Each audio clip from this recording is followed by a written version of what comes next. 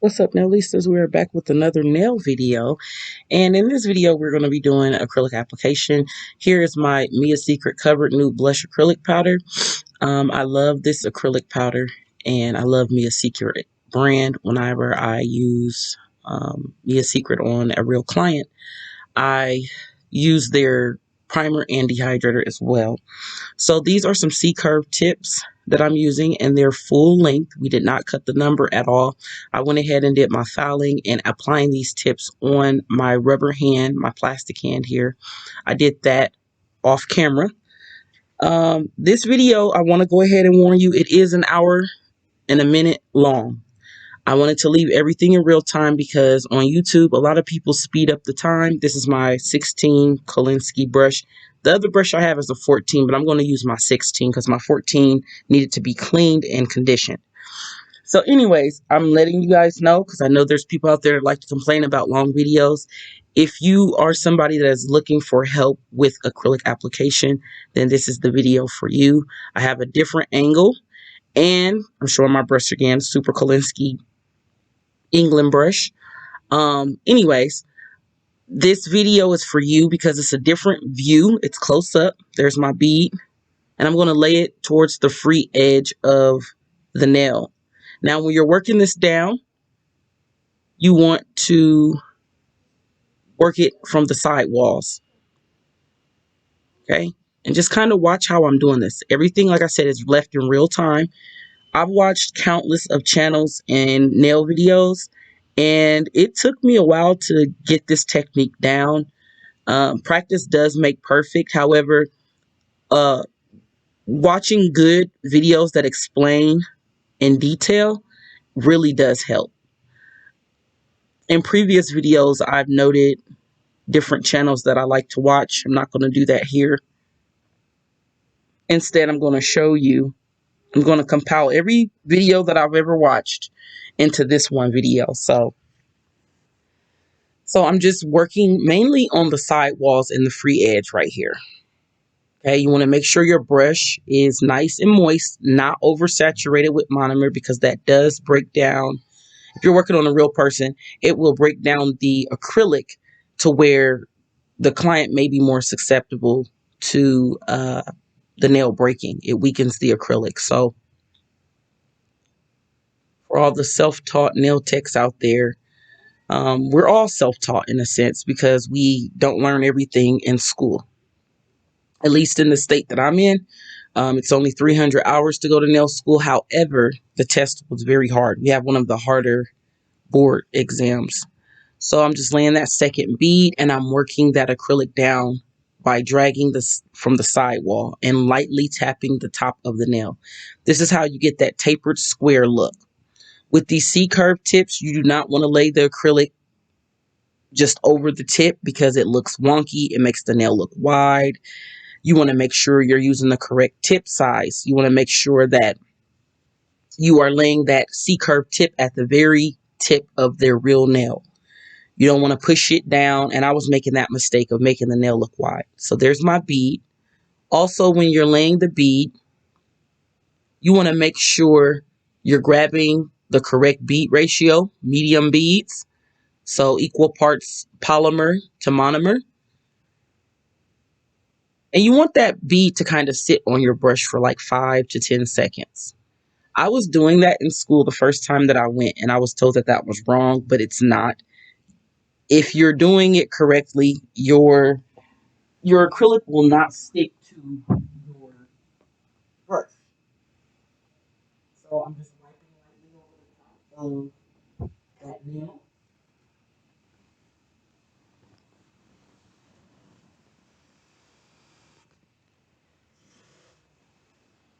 And we're going to go in for another swipe here.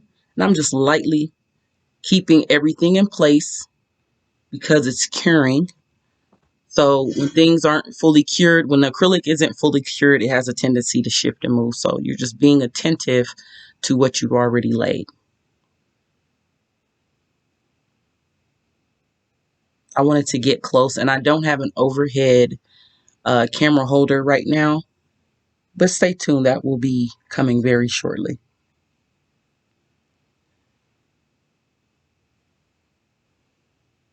You want to hold the nail at a downward angle. So, when you're working on your client, that the acrylic will run down the nail and it'll help aid you better. When I first started, I was making the mistake of holding the nail very parallel to the desk. And you want the client to hold their hand in a downward motion. See how that acrylic is just kind of running, not running so much. That's how you know you got a good bead. It's not running down the nail like just super running. Excuse me, y'all, that was my phone. It's not super runny, but it's not flooding the cuticle area either. I know my practice hand is a little beat up, so please don't come for me. It's because I practice a lot. And before I do a set on people, I make sure that I practice on my hand. And this is like a knockoff to the red iguana hand. I don't see the point in buying an expensive practice hand because they're all going to get beat up. So I got the left and the right. I got these off of Amazon last year sometime. If you are interested in the link to the hand, just let me know in the comments and I can I can pin the link in the comments. But I got it off of Amazon. And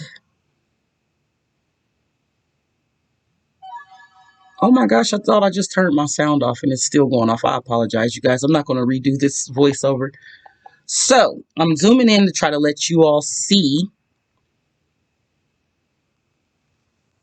And sorry about the camera. It takes a while to zoom in. There we go. It's focusing now.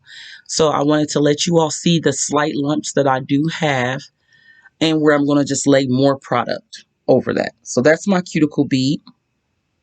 And you see how I did like a swipe motion down. It's technically up the nail, but I like to say down because you move your brush in a downward motion. And I'm going to blend those beads and clean that cuticle area. You want the cuticle and the sidewall areas to have flush acrylic. So what that means is you want it to look as natural as possible. Now, I'm not working at all on a real hand. So these cuticles are really beat up and ate up because I just snatched the nail tips out of there. I do super glue the nail tips. I'm going in an upward motion to blend those beads and to make the nail more smooth. Now, what I will do, I will have a part 2 to this video of me decorating these nails and doing some designs because that is something you need to practice as well. Beautiful application. The bumps that are in the nail are so slight that I was able to just file those away with minimal filing. I'm all for using the nail drill, which I like to call the e-file. I'm all for using that to cut down drilling time because in all essence, you want to get your clients out of your chair as soon as possible. However, you want to make sure the quality of your work is good as well. So you don't want to just be rushing and say you got done, but you want to make sure your work is good. So, and that comes with time. Once you get a routine and you know how to do certain techniques, it'll be like second nature. That's where I'm at right now. My timing is pretty good. However, I need to work on my technique. So that's why I'm practicing. And I like to come on here and show you all my nailistas that I do practice. So I'm just going to push that pinky out the way since it's a fake hand and she can't really hold her hand. So we're going to work now on the ring finger. And I'm going to do the same steps. So that first bead, free edge. I know there's some people that work down the nail. That didn't work for me. Starting from the cuticle area at the top and then working their way down. Both ways are fine. It's much easier to start at the free edge for those newbies out there and see how I'm kind of just walking it down and getting it off my brush, getting the product off my brush, and then working in a downward motion. There it goes, it's running. I put the bead back at the top. I say if you're not comfortable with acrylic, don't try that. Just wipe it off your brush. Don't try to put the acrylic back on top, the excess back on top, because if you're not comfortable with bead ratio and you do that, your bead might be too dry and it'll mess up and you'll have a big hump in your acrylic application. So I used to just wipe that excess off. I'm all for saving product and not wasting it, and we're just wiping it on the napkin. So that's why I do that. I see a lot of amazing nail techs do that, actually. And it took me some time to learn how to properly reuse the acrylic that I'm wiping off. So I'm just adding some more to the sides because I don't like the tip to show at the bottom. That's so unnatural. On the side walls, if you turn the nail to the side, then you see the clear tip or whatever color tip underneath. I want product over that, because you want the nail, even though we know it's a fake nail, we want the nail to look as natural as possible. So any gaps or anything, I don't like that. So here I have a nice size bead, nice medium bead, equal parts polymer to monomer, walking it down the nail. And I do a lot of zooming in and out because I want y'all to see how I'm dipping that brush. Now I did dip my brush again there because the bead was a little stiff, and then I didn't want the product to stick to my brush. So I'm going to work on that, because on a real client, I don't want to have to dip my brush like that. So if you notice at the free edge of this tip, it's a little bulkier because I wiped the product down too far, but we correct that later on in this video.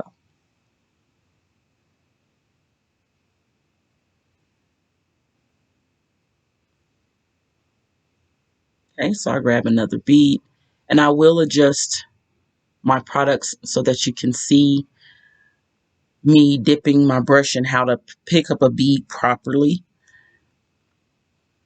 But it's just the same thing through and through. This is how you get tapered square nails on a C-curve tip. So I'll make sure I'll title this video Tapered Square C-curve Tips, because working with C-curve tips, no one really explains. I know there's some people that cut the sides of the C-curve tip, but if you cut the sides, then it's no longer C-curve. If you cut like underneath the nail, the side walls, it's no longer a C-curve. You just have a straight tip, which is fine. But that defeats the purpose of buying C-curve tips. You can just buy straight tips. And maybe that's why people cut them, because they're so hard to find. Okay, so I'm looking at this tip from all angles, from the side walls, from straight on. Those are my hands. They're currently not done. I'm letting them heal, actually, because they got filed too far over. And so I got a lot of cracking. I let somebody practice on me, and I have a lot of cracking because they were over filed. So I'm letting my hands heal. However, I will be having some bling done to myself, by myself, for New Year's Eve. So I'm just wiping that excess down the nail. Excess. You can really see how that free edge is bulky, but we're going to correct that. And me, I like to just dip out of the container. I've learned how to control the liquid on my brush so that when I'm dipping my brush inside the container, it's not just dripping back in the container. You don't want to do that. You're going to mess up your acrylic. You're going to have lumps in your acrylic, which you'll actually see some older acrylic on the next nail that I use. And I actually had that problem because that was like the first acrylic that I used in school the first time I went last year, back in May of last year. And I didn't know how to wipe off all of the liquid from my brush. So right here, I'm kind of just zooming in and showing y'all the application process and how smooth this is. One thing I absolutely cannot stand on a lot of people's pictures when they use C-curve tips. They're making their apex way too bulky, or they're using way too big of tips, so the nail just looks like an Escalade. It's like, yes, a car, an Escalade.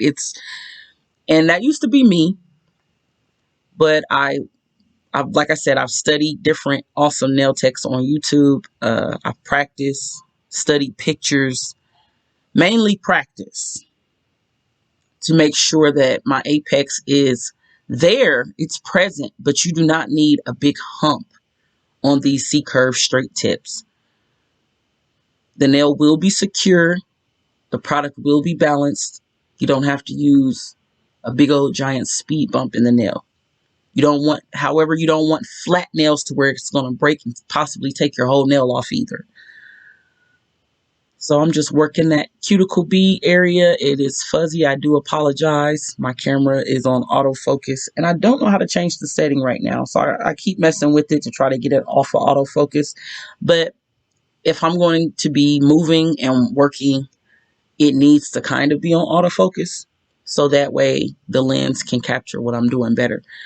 But here, the camera wants to move with me for some reason. So I do apologize.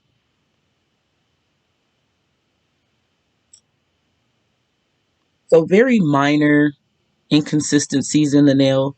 I do see some lumps here, and that's why I wanted to show you all that your acrylic application doesn't have to be like super perfect, because there is a technique called fouling to finish creating that perfect look. Ooh, look at that cuticle bead. Now, granted, she doesn't have real cuticles because it's not a real hand and my hand is ate up, but I'm doing the best I can with this beat up hand. She gets used multiple times a week. If you want to gift me some new hands for my videos, you are more than welcome to do so. Just comment below and I'll give you my information.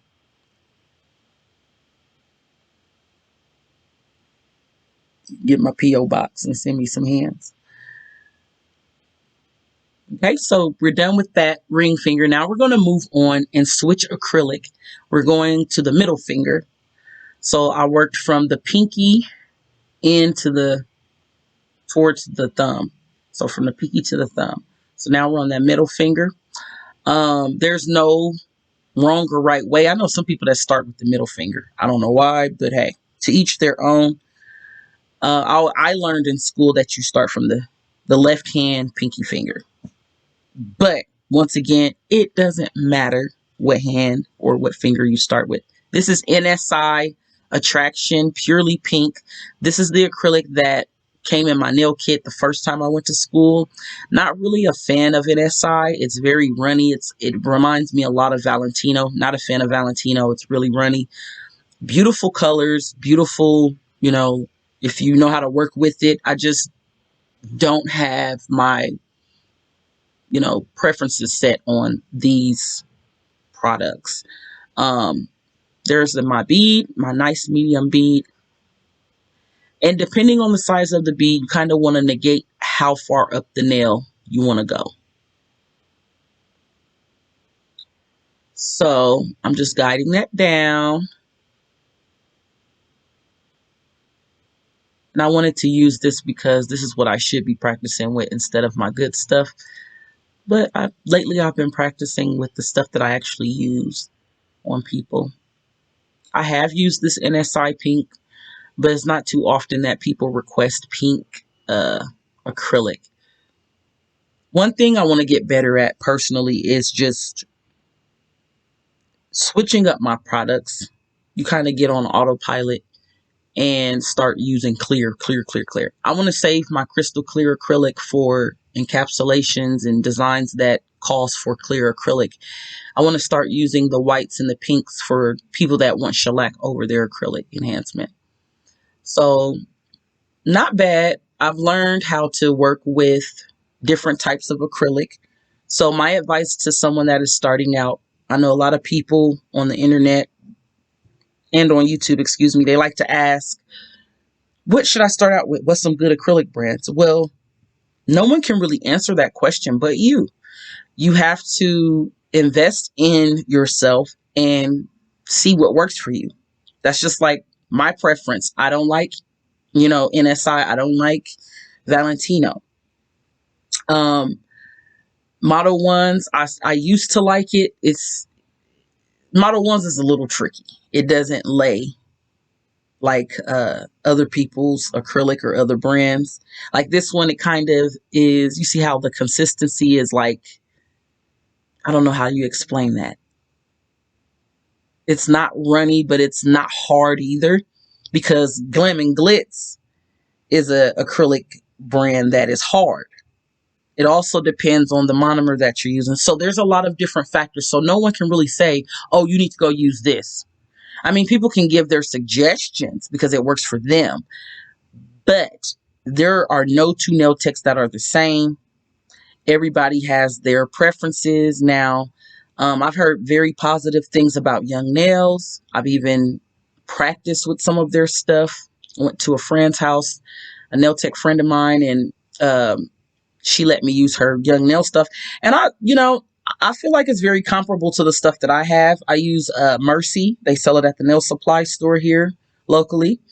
And it's pretty much the same. Now, I will say the fouling is a little easier once it cures. But once again, you just got to find out, be willing to invest in yourself, and just, even if it's just one container of one brand. I strongly suggest you do that instead of buying like 50 of something and then coming to find out you don't like to work with it.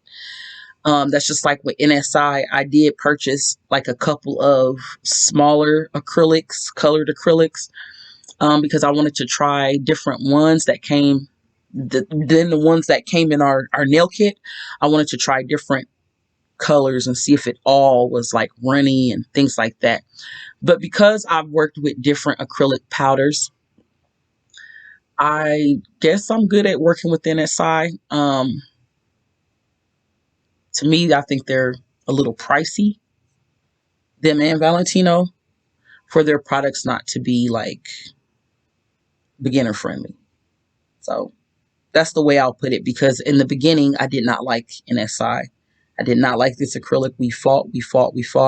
Then I branched out and started using iGel Beauty and some other products, Glam and Glitz, so on and so forth, C&D.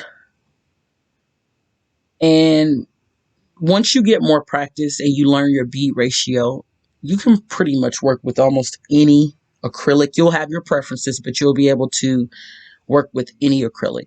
That first bead is going to tell you how the acrylic will perform throughout the set. So here I'm just laying that cuticle bead and brushing down in a light downward motion.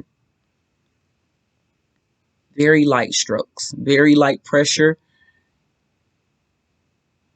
Making sure I pay close attention to the sidewalls and the free edge. Now, another thing that I do want to practice is doing tapered square short nails, like overlays with forms or tips. Those still tend to come out bulky to me for some reason. It could just be in my fouling. I think I got my application down, but I will come on here and practice those. You want to make sure that your acrylic application is the best it can be to minimize your fouling time and to minimize having to use the e-foul, because a lot of people are nervous about the e-foul. So I pride myself on making my clients comfortable with me using that e-foul on them. Now, some people do have sensitivity to vibration and different sensations. So that's something you might want to consult with in your consultation step, which should be the very beginning before you touch the client's hands or anything. Ask them if they're allergic to anything. Ask them if, they have any sensitivity to vibration from the e-foul, things like that. You just want to ask them. You want to have a consultation. And not too many nail salons actually do that step. They just ask you what you want and then they do it. They don't even ask you if you have pain on your nails or if you're allergic to anything. So, excuse me, I have a little bit of a cold. This weather here has just been up and down. So I used up all my monomers, so I was just showing that I was out. Now we're on the pointer finger. So we are almost done and we are 25 minutes in. However, I am moving slower than normal. I've timed myself in an actual salon doing an actual client's nails. I timed myself and it really takes me about 15-20 minutes to lay all 10 fingers with acrylic. And these are long nails as well. So this is very good timing. Even though I am recording, I'm adjusting my camera. I'm actually talking, but because I had background noise and I knew that I was going to do a voiceover, um, I was moving slower. But this is very good timing. So that's why you want to practice. I can't stress practicing enough because, you might feel like you're not getting better, but you actually are. Where I was at just a few months ago, I can see the progress. And the more you practice, the quicker you're going to see progress. Last year was slow motion for me. I started laying my first acrylic application was January of 2020. And I went to school in May. That didn't work out the first time. There's other videos where I discuss that. Here, I zoomed the camera out so you can see how I'm dipping my brush and how I'm getting monomer, picking up beads, all of that good stuff. And I also want to show you how I'm wiping my brush on the napkin after applying acrylic to the nail. See there, I'm just dabbing it. So we're working this acrylic down towards the free edge, wiping that brush. Whenever you touch your tip, you want that brush to go down and touch that napkin. That will stop you from ruining brushes. I've ruined so many brushes back in the day, but I also learned how to fix them. There's something called brush cleaner. You might want to invest in that. You can also use acetone. You can use the monomer, but brush cleaner is your friend. It'll save you from spending a lot of money on brushes. Brushes are not cheap. This particular brush that I'm holding is $30. That is a lot of money for a brush. But just think of all the money you're going to make using this brush. So it's an investment. So we're just working like we did on the other 3 fingers, working that from the side walls, working that acrylic down the nail from the side walls because we're trying to keep that tapered square look. If you do not do this, you're going to be fouling your life away trying to get this tapered square, and then it still won't be tapered. That's one thing that I learned from practicing.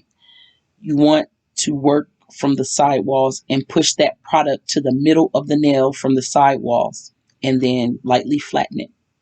Side wall, top, top, side wall, side wall. Just watch me work. So I'm just dumping a lot of information in this video. That's why I wanted to keep it in real time. Not too much editing. I do drag my brush. Some people say don't do that. I don't see what the big deal is about that. If you want to drag your brush, you don't want to drag it too much to where you make a mess. But I do pull my brush kind of back towards me just to make sure that I get a lot of that, just to get the right mixture, I guess. I don't stir it around or anything like that, but I'm just pulling that brush when I'm dipping it in the polymer. I'm pulling my brush towards me. Another thing that I noticed that you can do, if your bead is too wet, dip it back in the acrylic powder and get a little more powder, just so your ratio is better. The only time you really want to work with a dry bead is if you're making 3D artwork. Other than that, you want a medium bead. Certain nail tips will allow for you to work wet. If you are using a colored acrylic and you're making thin layers, you want to work wet to ensure that that acrylic is not thick, because you're going to encapsulate most times with clear when you're using colored acrylic. If you're layering or marbling or something like that, then you want to use wet beads. But for the most part, the basic application process, which we're doing here, you want medium beads, which means equal parts polymer and monomer. Okay, so I'm wiping that brush on my side of my jar for the monomer once I dip it, and then boom. And like I said, this is all in real time. This is me actually working. There's no sped up parts. There's no editing. The only editing that occurs is when my camera stopped, which just happened a second ago. My camera stopped, so it jumped because this is a different clip. But other than that, there's no editing in this video. And I know y'all probably thinking, dang, it take her an hour to lay acrylic on one hand. No. Like I said, I'm editing as I'm not editing. I'm controlling the camera, zooming in, talking, showing different angles, doing different stuff. And I really wanted to take my time and show you guys and gals that, you know, every little thing that I could think of, I'm showing and I'm talking about. So I think the longer the video, the more helpful it is. A 9-minute clip doesn't really embody the application process of acrylic, unless you're doing like a couple nails.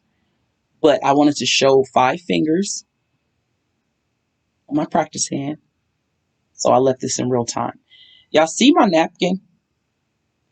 There is not a whole lot of product on my napkin because I'm good at getting it off my brush, and I'm cleaning my brush here, but I'm good at getting the acrylic on the nail and not my brush, so I don't have to wipe it so much on my napkin. And I'm going to show at the very end, I'm going to show where I didn't wipe a whole lot of product on my napkin because you're wasting money. Look at your napkin and you have more product on your napkin than on the person's nails. You're wasting money. That's products that you could have been using on a paying client. That's how I look at it. So I don't grab more acrylic than I need or think I need, because you can always add more, but you can't take away. I mean, you're going to end up wasting it and wiping it on your napkin. I remember I was in nail school and there's a young lady, bless her heart, but she had a lot of product on her napkin. And so she asked the teacher, how much would you charge for these? And my teacher was like, for you, $100. Look how much you got on your napkin.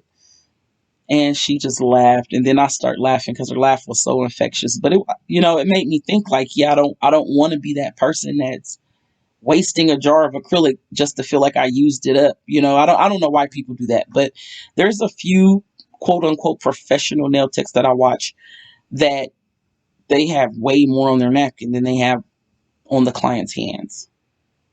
They use way too much. Now, this size 16 brush, I don't think I've ever used this on a real person because there's only one client that I have so far that get these tips and this length. I may have used this brush on her. But the bigger the brush, the more you run a risk of touching the cuticle and causing contact dermatitis from the monomer constantly coming in contact with the skin. So normally I use a size 14 brush, and that's on medium length, short to medium length, and even some long length nails.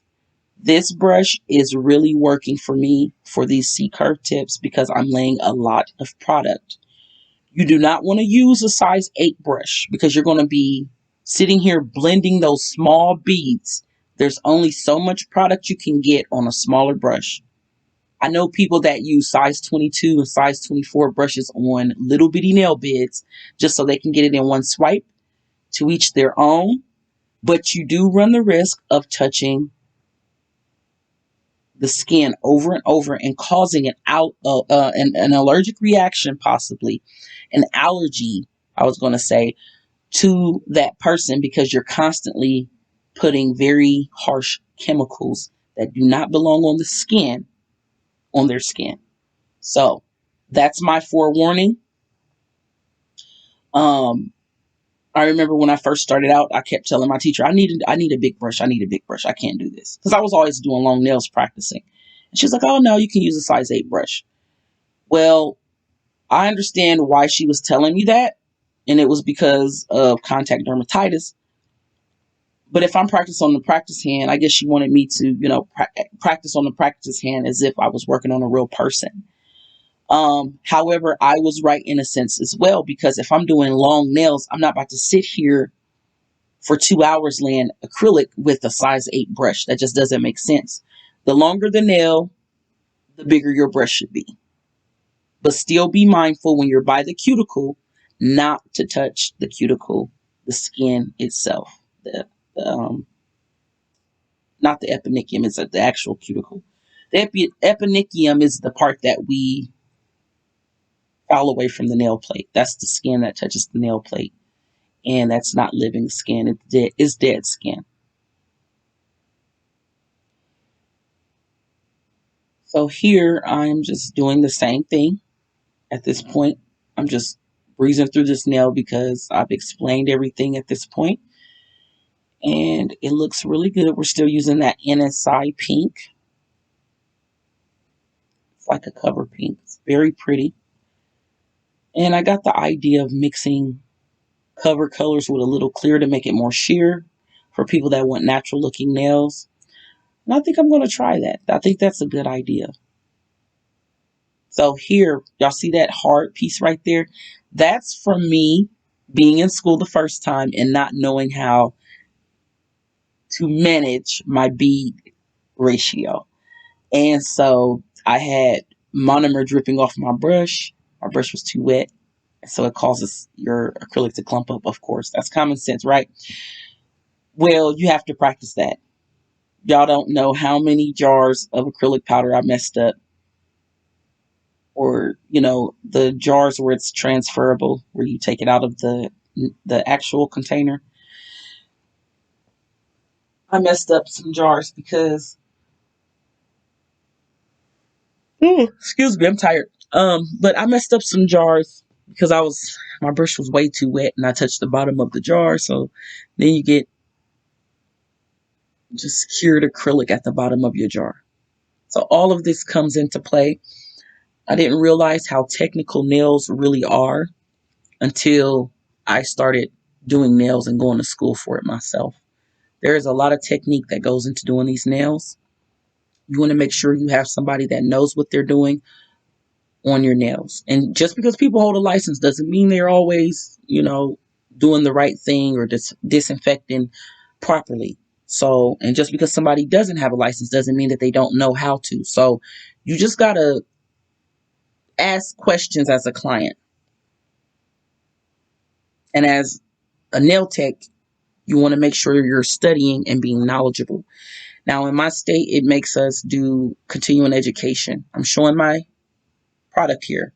See how there's not very much acrylic on my napkin? I'm going to show the first napkin that I used as well.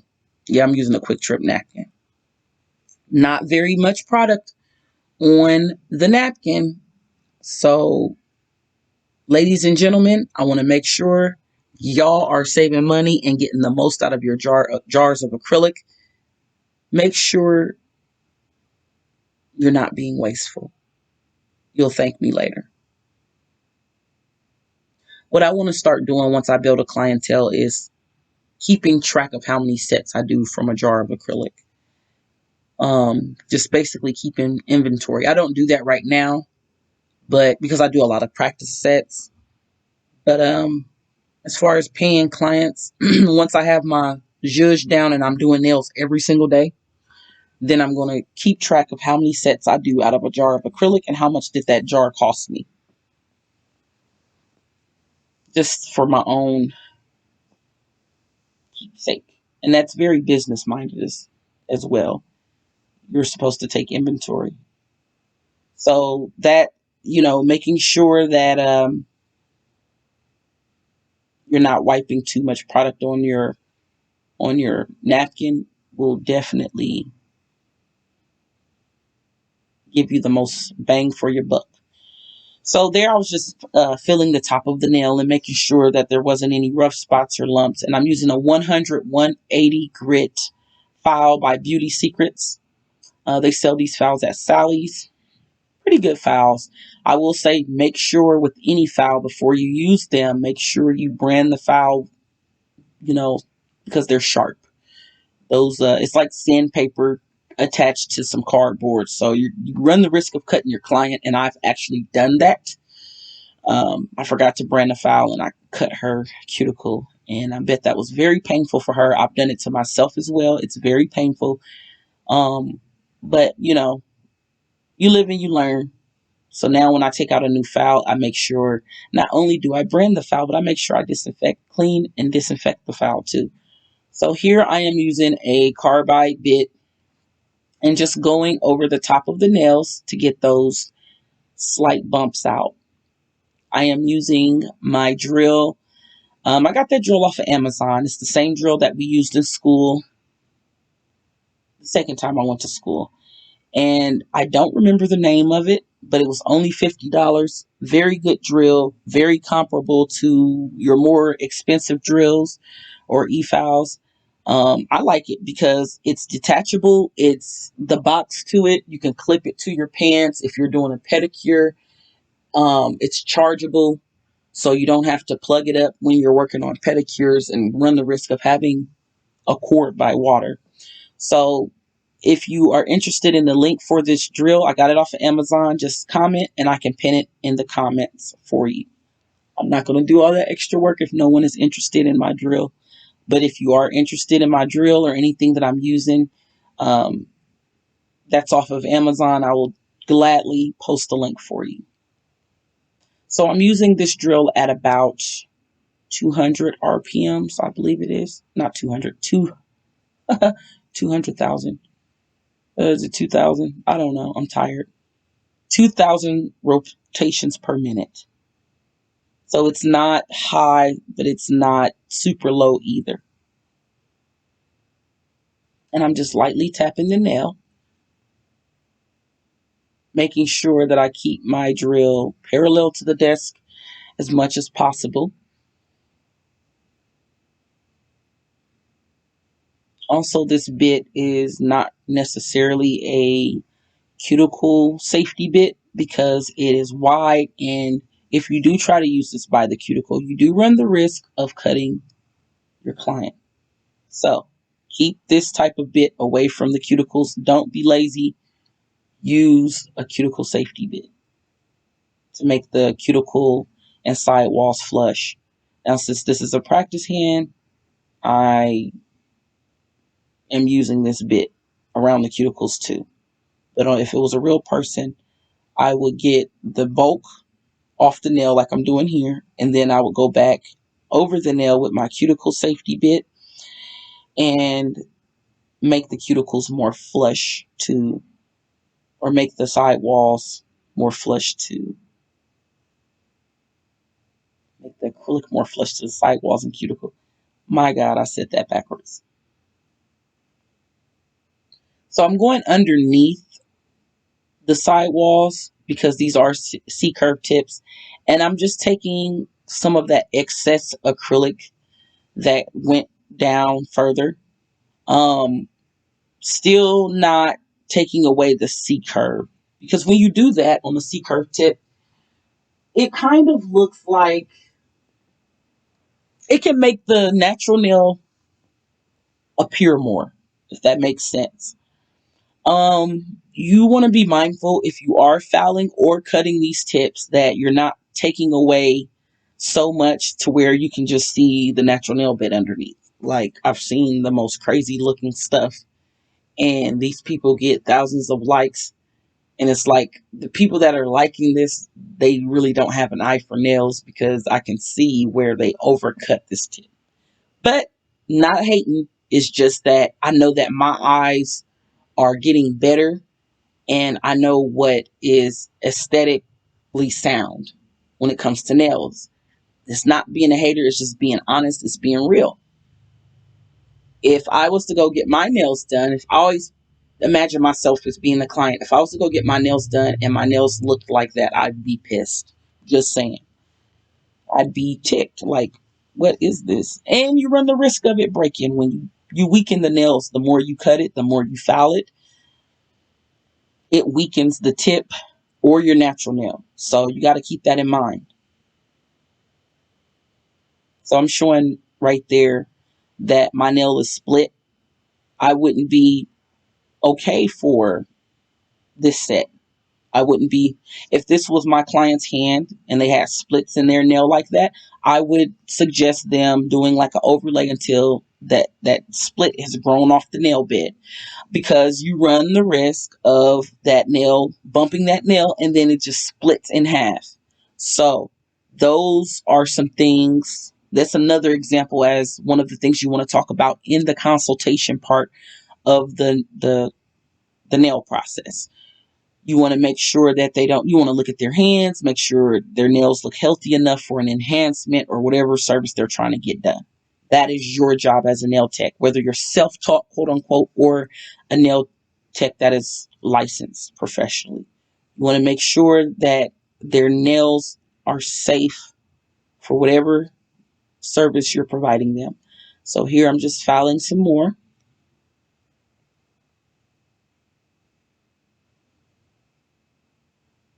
I would say right now my favorite acrylic line. Ooh, ooh, I don't know. I like them all for different reasons. The ones that I mentioned, I use iGel Beauty, I use Glam and Glitz, I use this stuff called Mercy. I've used Carlash off of Amazon. It's pretty decent. There's also this brand called Lee Beauty. It, it's on Amazon as well. Polymer and monomer. Love it. Crystal clear acrylic is the one that I used. Love it. But if I had to pick one, Mia Secret is my favorite line right now. I use that a lot on my clients. No complaints of lifting because their primer and dehydrator is A1. I use their primer and dehydrator even if I'm not using their polymer. So their acrylic powder. I love their monomer as well. It's very low odor. Um, Mia Secret, and it's affordable. That big jar that I showed you guys of the cover beige, I believe that cost me $15. When a small jar of, let's say, iGel Beauty costs that much, like 1 gram, I think it is, 2 ounces. That jar is, I want to say, 8 ounces of product inside of that jar, if I'm not mistaken. So it's quality stuff. Cheap isn't always good, though. I will say that. You just have to make sure what you're using fits your budget, but it's quality stuff that your clients can enjoy or you can enjoy if you do your own nails. So, Mia Secret, I strongly suggest it. A lot of people use Mia Secret. I like Mia Secret. I will continue to use Mia Secret. I have a lot of her acrylic colors. And so, yeah, just going over the nail, getting those slight lumps out. You see my beautiful wedding ring. Isn't my husband amazing? This was actually a gift. This isn't my wedding ring. This was actually just a wedding present. So he bought me 2 rings. Silly guy. But that's that's how he wants to express his love. I let him do it sometimes. Anywho, so this is out of frame for a second, but then I realize, okay, let me get in frame. I'm just filing underneath. How beautiful that is. I was just filing underneath that tip. So I was out of frame for a second and it was zoomed in. So this armrest came with my desk. It is white. I don't like that because you can see the gel and the gel polish all over it. I need to clean it again. However, if I use this on a client, I always put a towel over it. This is from practicing with this hand. All this that you see on my armrest. So don't come for me and be like, ew, that armrest look gross. I have a pink one that I use on clients. It sits a little higher so they can hold their hand down. But if I do use that one, if it's more comfortable, I do wrap it in a clean nail towel. Just FYI. I don't know why people are so petty on YouTube. You have to mention every little thing, but I'm aware that I, use my nail desk and you get gel polish or regular polish or whatever. I done spilt monomer, I done spilt dehydrator, I done spilt things. So, but this is gel polish. I clean my desk like at least twice a day or after every client, before and after every client. So my desk gets cleaned. I even take acetone. So if you have a nail desk and you were wondering how to get that monomer or that gel polish off your desk, just use a little acetone, let it sit there for a couple minutes, and then wipe it up. You might even need to use a cuticle pusher to kind of scrape it off your desk, but it should come right off. And that's the one thing that I love about this desk. I can scrape it and it doesn't get scratches. Now here I am taking my hand file. After I've used the e-file, you want to go in and perfect that shape a little more with your hand file. And like I said, this is a 100/180 grit file. The 100 side has less grit, so it's going to be rougher. The 180 side has way more grit. It's 180 grits per square, whatever. That's the smoother side. And I've heard people say this so wrong because they're self-taught.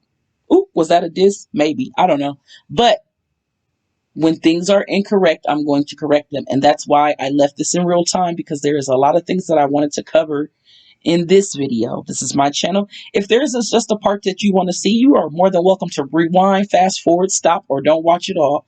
But if you are here, please go ahead and hit that like button and make sure you subscribe. So I'm explaining that this is the 180 side and that's the 100 side because it's rougher. I am going back and forth between the two sides. Over the top of the nail, I am using the I'm using the smoother side, so that's the 180 side. That side right there. That's smoother. On the side walls of the nail, I am using the rougher side, which is the 100 side. It's 100 grits per square area, whatever. Trying to think what my textbook said, but yeah. So, we're just perfecting that square shape, getting underneath the tips and all of that. I wanted to zoom in to kind of show you how you're supposed to hold the file perpendicular to the side wall to maintain that perfect square, tapered square shape. Okay, yeah, see how my apex is present, however it's not a big mountain on my nail, on my client's hand. We're gonna act like this is a client. So here I am filing. You can't really see what I'm doing and the camera wants to move so bad, but I'm just getting that side wall underneath the nails. I'm filing. Hopefully I catch my camera and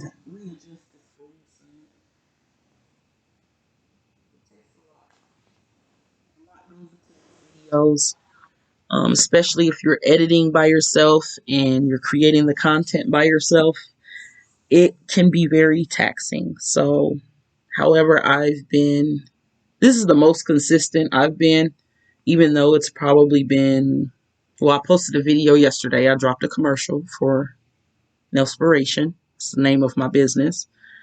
Yeah, so before that, I say it'd been like 2 to 3 weeks since I dropped anything. But I'm making sure, I pride myself on this year, 2021.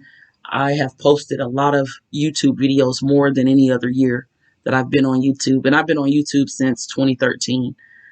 Been making videos and vlogs since 2014. So underneath that nail, you see how I'm getting it? Now, if this was a real finger, I wouldn't have to turn it like that because real hands have resistance.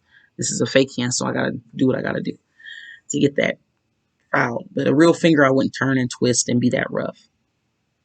Once again, I feel like I have to say that because I've had people say, oh, you're being rough with that hand. It's a rubber hand. And then people will come for me if my work isn't perfect on a plastic hand.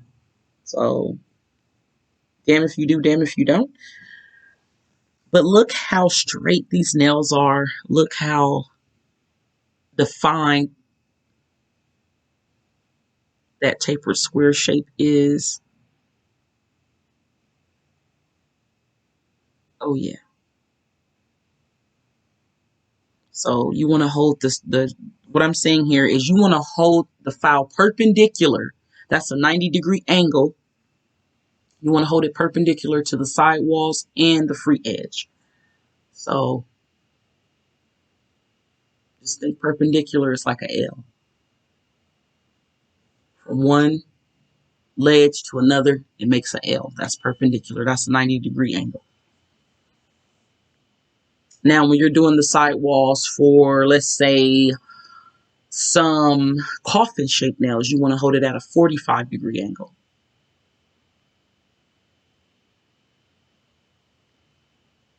And I know some people say 40-degree. 40, 45, whatever. But you don't want to hold it perpendicular because then you're going to not have that coffin shape. So there is different techniques for different styles of nails, different shapes of nails, different length of nails, different methods of applying. You have your tips, you have an overlay, you have your forms, you have, and just in tips, there's a different array. You have your preformed tips, you have your square tips, and then you have, oh, it's technical. Nails are technical. However, nails are my passion. When I was a kid, I worked on my nails, just decorating them. So designing nails comes naturally to me. It's the other stuff, making sure the nail look aesthetically sound to the eye and appealing to the eye. That's the part that I had to work on, and I went to school for, because I was aware that I never did false nails. I used to watch people get their nails done all the time in the salons. I used to go get my nails done in the salons. And when you're in the salon like that as a client, you're not really paying attention like that. So I can't count that as my experience. I just know that I enjoyed it, and I told myself at a very young age that I wanted to do nails for a living. So here, perpendicular once again to the nail. I'm taking my middle finger there and I'm holding it down. Oh, we're out of focus. We have a few more minutes left on this video, so I want to make sure that I thank you guys and girls and guys for watching this video. And make sure you click on other videos. I hope that you found this tutorial helpful. God bless you if you sat through the whole hour. But not only am I showing what goes into making great nails, hopefully the advice that I gave you on this voiceover is helping as well with some of my opinions and product reviews and things like that. So I thank you. Make sure you subscribe. Make sure you share. Tell a friend to tell a friend to tell a friend to subscribe. Let's get some comments going, some interactions going on my videos. If you watch this video and you got to this point, make sure you leave a camel emoji. A camel emoji. You know why? Because camels are neutral colored. So that's what I thought of. Do a camel emoji. Just to get some interaction going on my page, get more people, get YouTube pumping it out to more people. I think that, YouTube is full of great nail techs, whether licensed or self-taught. I like to get that information and bring it here and put it in one big sphere so that it's like a one-stop shop. All right, so that is the finished product. Thank you guys so much. Make sure you like, comment, subscribe, and I will see y'all in the next video. Enjoy this last brushing of the nails. And stay tuned for part 2. I will be doing the design part on this nail. I have an idea that I want to try out. So thank you guys so much. God bless you and peace.